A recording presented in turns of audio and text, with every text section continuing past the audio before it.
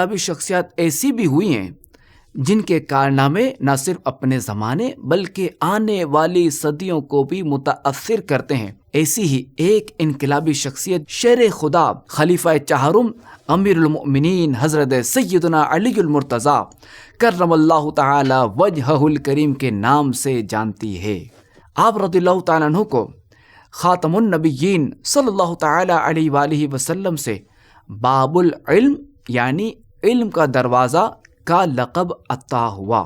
آپ رضی اللہ تعالیٰ عنہ خود فرماتے ہیں، مجھے اللہ تعالیٰ کے آخری نبی صلی اللہ تعالی علیہ وآلہ وسلم نے علم کے 1000 باب عطا کیے اور ہر باب سے آگے 1000 باب کھلتے ہیں۔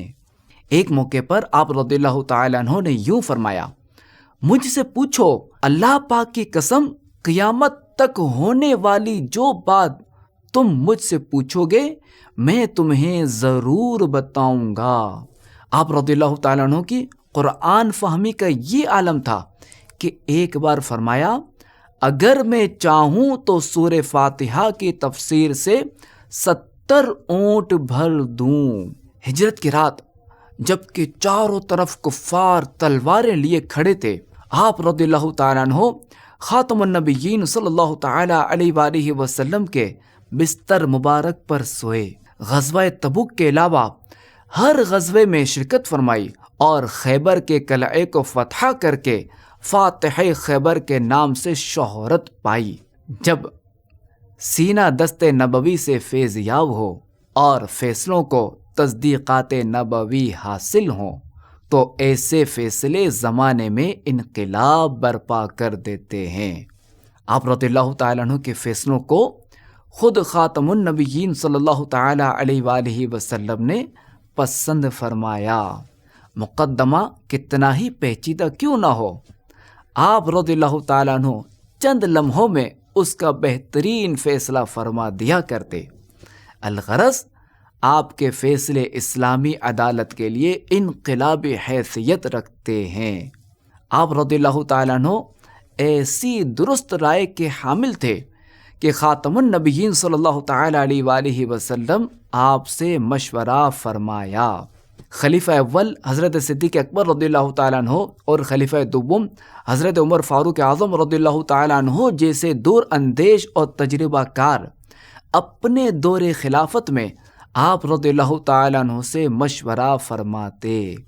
آپ رضی اللہ تعالیٰ عنہ نے جب لوگوں کو عربی بول چال میں غلطیاں کرتے پایا تو اصلاح کے لیے بنیادی قواعد و ضوابط مرتب کیے اور حضرت ابو الاسود کو کلمے کی تینوں قسم اسم، فعل، حرف کی تعریفیں لکھ کر دیں اور اس میں اضافہ کرنے کا فرمایا اور پھر ان کے اضافہ جات کی اصلاح بھی فرمائی۔ آپ رضی اللہ تعالیٰ عنہ نے فقہ کے میدان میں بھی تاریخ رقم فرمائی، پیش آنے والے نئے مسائل کو پل بھر میں حل فرما دیتے۔ کثیر صحابہ کرام علیہم الرضوان فقہی مسائل میں آپ کی طرف رجوع کرتے اور کئی بار ایسا بھی ہوا کہ حضرت عمر فاروق اعظم رضی اللہ تعالیٰ عنہ اور حضرت سیدتنا عائشہ صدیقہ رضی اللہ تعالیٰ عنہا سے لوگوں نے مسئلے پوچھے تو ان حضرات نے بھی حضرت علی رضی اللہ تعالیٰ عنہ سے پوچھنے کا فرمایا۔ اسلام دشمن خارجیوں کا سب سے پہلے حضرت علی رضی اللہ تعالیٰ عنہ نے قلعہ فرما کر مسلمانوں کو ان کے فتنے سے محفوظ و مأمون کیا۔ عہد فاروقی میں آپ رضی اللہ تعالیٰ عنہ ہی کے مشورے پر عمل کرتے ہوئے اسلامی سن کا آغاز ہجرت مدینہ سے کیا گیا۔ آپ رضی اللہ تعالیٰ عنہ نے اپنے دور خلافت میں مسلمانوں کی خیر خواہی کے لیے حقوق عامہ کی حفاظت کا بھی اہتمام فرمایا، جیسا کہ عام راستوں کو گندگی سے بچانے کے لیے بیت الخلاء اور نالیوں کو عام راستوں سے دور بنانے کا حکم فرمایا۔ انسانی جانوں کے تحفظ کے لیے قانون بنایا کہ اگر کسی کے کنواں کھودنے یا بانس وغیرہ گاڑنے کی صورت میں انسانی جان تلف ہوئی، انسانی جان کو نقصان ہوا تو ضمان ادا کرنا ہوگا۔